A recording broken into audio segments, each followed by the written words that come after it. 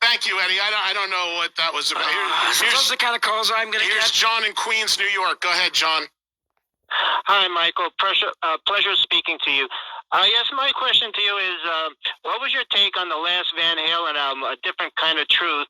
And did any of those songs trace back to the days when you were in the band? And how did it feel hearing a Van Halen album without your presence on it?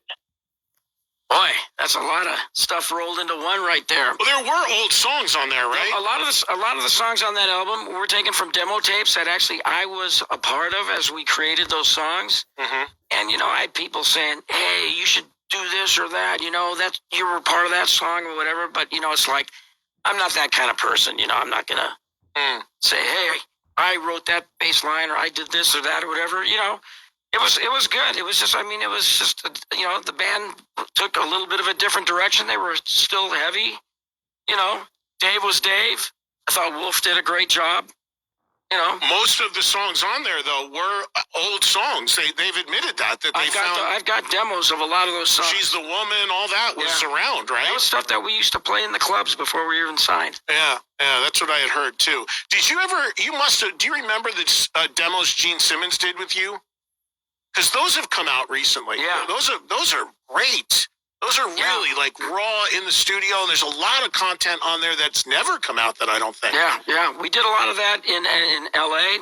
And there's some in New York too, I think. We basically went to New York to do a little bit of the guitar work. Eddie was doing a couple things, and then basically Roth was doing vocals. Right. And Alex and I tagged along so that we freaking ate hot dogs down on the street all day long. Alex and I did. But see, did you read Ted Templeman's book? I've seen parts of it. Did you hear the part where Templeman said that he considered suggesting Sammy to sing in Van Halen while you were making the first record? Yes.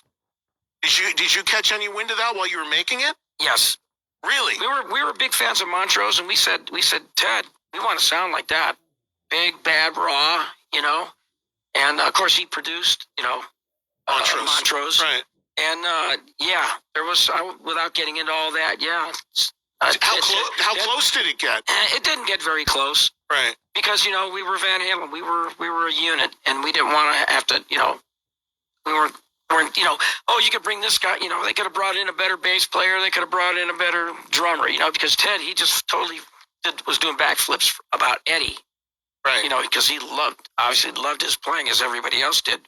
But, we were a unit. Everybody, it was definitely a band of 4 individuals that could not be replaced. Did Templeman, did he, I forgot where I was going with this. So he considered, if you think about it, I mean, how crazy would that have been, the trajectory of Van Halen, if from day one Sammy was in the band and what the music would have been or sounded like or whatever. But, I know what I was going to say, Templeman said in the book, what turned him around on Roth was not the singing, which he got what he could get out of him, but the lyrics.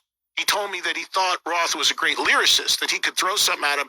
Roth would walk out of the room in 5 minutes, come back in with a great lyric. And he said that's where he kind of turned on Roth and said, okay, maybe this is the guy.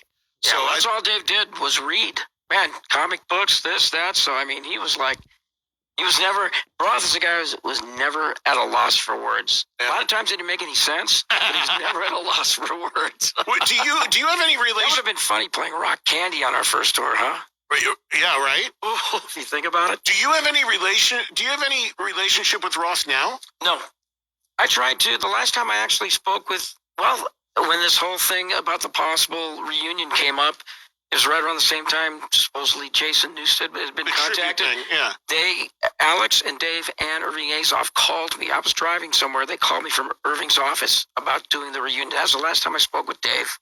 And what do you make of what's going on with him right now? Like, what is going on with him? Well, I mean, just wacky stuff online, and he went after Wolf recently, which nobody can figure out. I don't know. I don't know what the reasoning would have been behind that. Yeah.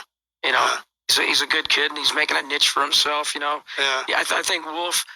I mean, he loved playing with his dad, but I don't think he liked being part of Van Halen, the whole Van Halen thing. Right. He would have rather. That's why which I really commend him for. He doesn't play the Van Halen stuff when he goes out.